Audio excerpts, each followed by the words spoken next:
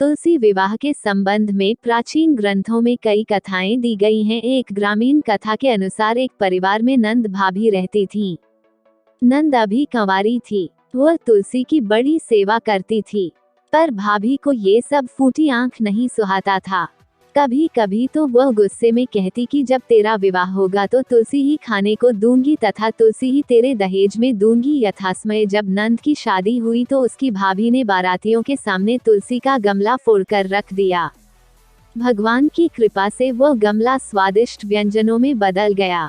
गहनों के बदले भाभी ने नंद को तुलसी की मंजरी पहना दी तो वह सोने के आभूषणों में बदल गई। वस्त्रों के स्थान पर तुलसी का जनेऊ रख दिया तो वह रेशमी वस्त्रों में बदल गया। ससुराल में उसके दहेज आदि के बारे में बहुत बड़ाई हुई।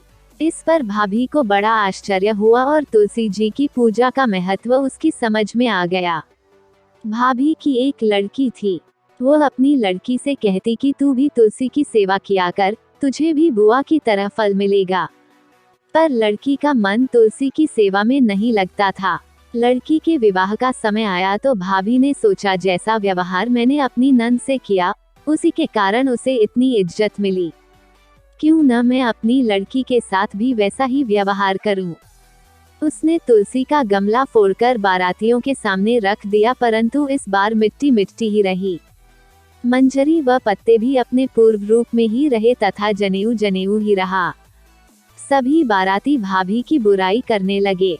ससुराल में सभी लड़की की बुराई कर रहे थे। भाभी नंद को कभी घर नहीं बुलाती थी। भाई ने सोचा मैं ही बहन से मिलाऊं। उसने अपनी इच्छा पत्नी को बताई तथा सौगात ले जाने के लिए कुछ मांगा। भाभी ने थैले में जुवार भरकर कहा और तो कुछ है नहीं, यही ले जाओ। वह दुखी मन से चल दिया, भला बहन के घर कोई जुवार लेकर आता है। बहन के नगर के समीप पहुंचकर उसने एक गौशाला में गाय के सामने जुवार का थैला उलट दिया। तब गौपालक ने कहा, ए भाई, सोना मोती गाय के आगे क्यों डाल रहे हो। भाई ने उसको सारी बात बता दी तथा सोने मोती लेकर प्रसन्न मन से बहन के घर गया। बहन बड़ी प्रसन्न हुई। कथा की लोकश्रुति यह है कि तुलसी की सेवा से दाम्पत्य जीवन सुंदर और प्रगाढ़ होता है। कथा पसंद आई तो लाइक करें, शेयर जरूर करें, सब्सक्राइब करना ना भूलें।